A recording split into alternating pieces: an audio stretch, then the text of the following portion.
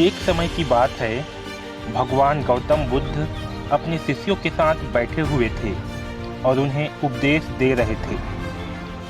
तब उन्होंने अपने शिष्यों से कहा, क्रोध इंसान का सबसे बड़ा दुश्मन है।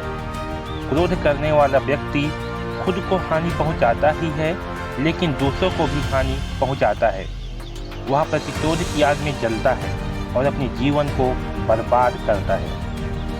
उनके उपदेश खत्म हो जाने के बाद उनके शिष्यों में से एक शिष्य खड़ा होता है और गौतम बुद्ध को बोलता है, तू एक ढोंगी है, तेरी बातें मनुष्य के रहन सहन के विपरीत है। तू जो भी कहता है उसे अपने जीवन में अनुसरण नहीं करता और दूसरों को यह सब करने के लिए कहता है। जब उनका वह शिष्य गौतम बुद्ध को उल्टी सीधी बातें कह रहा था, तब गौतम बुद्ध ने कोई प्रतिक्रिया नहीं दी और वे शांत बैठे थे। लेकिन ऐसे में वह व्यक्ति और भी ज़्यादा गुस्सा हो गया और गुस्से में आकर उसने गौतम बुद्ध के मुंह पर थूक दिया। इसके बाद भी गौतम बुद्ध को गुस्सा नहीं आया और वे शांत थे। उन्होंने अपने चेहरे से थूक को पोंछा और चुपचाप बैठ गए। यह सब देखकर उस शिष्य को समझ नहीं आया कि वह क्या करेगा। गुस्से में आकर वह जगह को छोड़कर चला गया और अगले दिन अपने घर पहुंचा। जैसे ही वह अपने घर पहुंचा, तब तक उसका दिमाग शांत हो चुका था। दिमाग के शांत होते ही उसे इस बात का एहसास हुआ कि उसने कितनी बड़ी गलती की है। उसे पाप हुआ है। वह खुद को मन ही मन कहने लगा, यह मैंने क्या कर दिया? मैंने महात्मा बुद्ध का अपमान किया है। ऐसा पाप मैं कैसे कर सकता हूँ?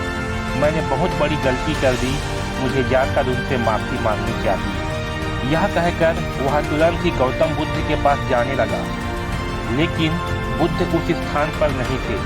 ऐसे में वह शिष्य जगह जगह भटक कर उन्हें खोजने लगा। जैसे ही उसे महात्मा बुद्ध मिले तो वह उनके पैरों में गिर गया और उनसे कहने लगा, मुझे माफ़ कर दीजिए, मुझसे गलती हुई है, मैंने आपका अपमान किया है, मैंने यहाँ बहुत बड़ा पाप किया है। यह सब देखकर गौतम बुद्ध ने उनसे कहा, शांत हो जाओ, क्या बात है, मुझे बताओ, तुम कौन हो?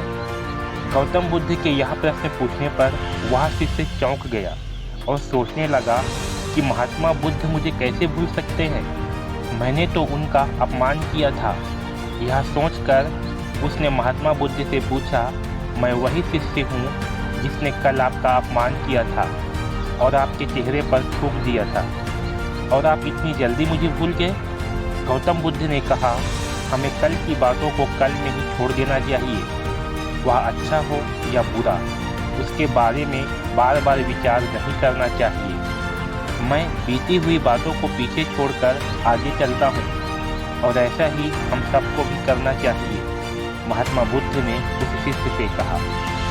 महात्मा बुद्ध की यह बातें सुनकर वह शिष्य और भी ज़्यादा प्रभावित हुआ और उनसे बोला, आज से मैं आपकी हर बात को मानूंगा।